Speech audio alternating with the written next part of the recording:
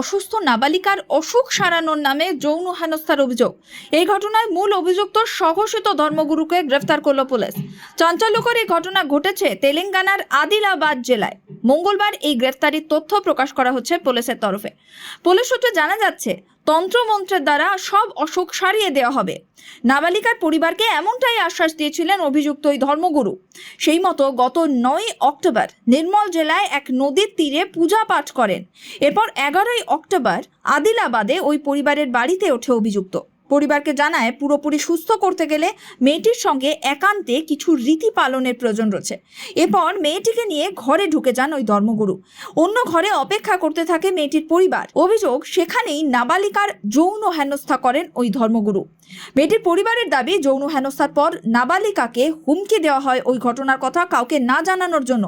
কাউকে কিছু জানালে অসুখ সারবে না, এমনটা বলা হয়।